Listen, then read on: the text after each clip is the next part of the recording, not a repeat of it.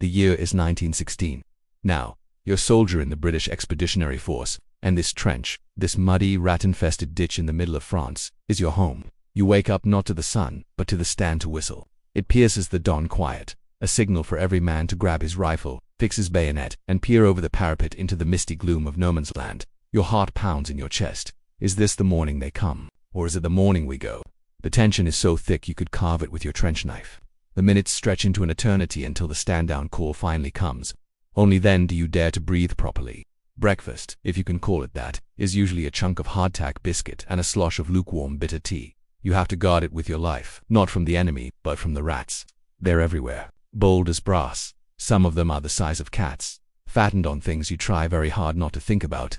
You eat quickly, huddled against the cold, damp earth, the constant rumble of distant artillery, a permanent soundtrack to our lives. After the stand to, the day's work begins. Work here means one thing: survival. We spend hours filling sandbags, the rough burlap scraping your hands raw. The mud is a constant enemy, trying to claim your boots, your equipment, your very will to move. We dig, always digging, repairing the trench walls that the rain and shelling constantly try to collapse.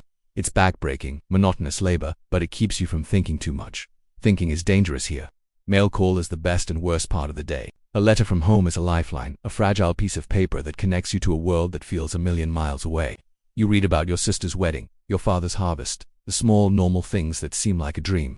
You read it over and over, until the ink smudges and the paper is worn thin. But for every man who gets a letter, there's another who doesn't. You see the hope drain from his eyes, and you feel a pang of guilt for your own small joy.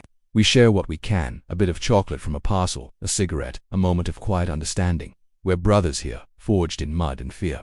Then there are the patrols.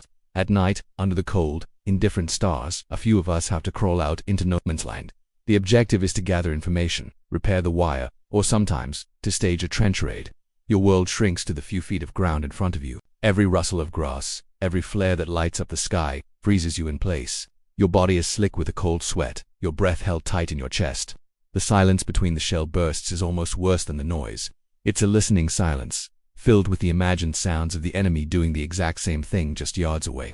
You crawl past the ghosts of previous battles, the twisted shapes of men and metal caught in the wire. You don't look too closely, you just focus on getting back.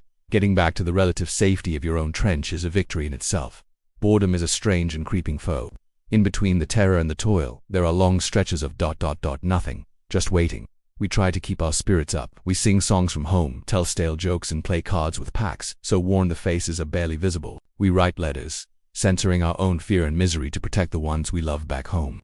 You don't tell your mother about the lice, the trench foot that turns your feet into swollen, painful lumps, or the friend you lost last week.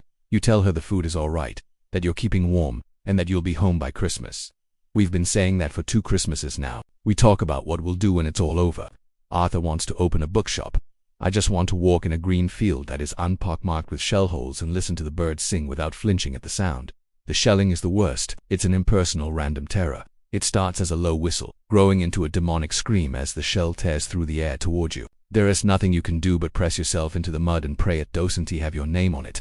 The world erupts, earth and shrapnel fly everywhere. The concussion rattles your teeth and scrambles your brain.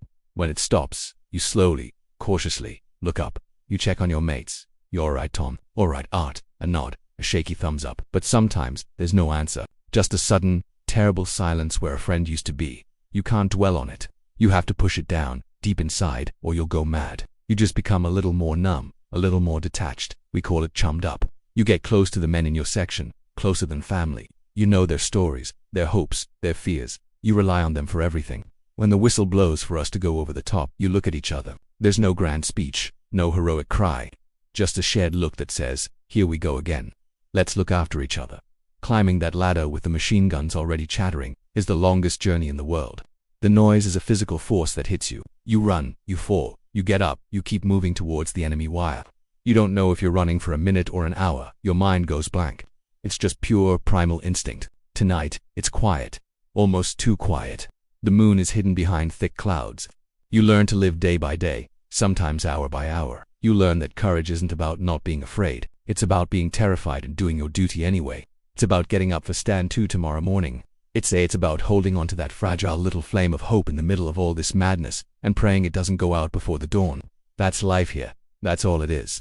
The stories of these soldiers, their courage and their sacrifice, are a vital part of our history. By remembering their experiences, we honor their memory and learn the profound costs of conflict. Their world was one of unimaginable hardship, but also one of incredible bravery and comradeship. Thank you for joining me in this reflection. If you found this story meaningful, please consider liking this video and subscribing to the channel for more journeys into the past. Your support helps us continue to tell these important stories.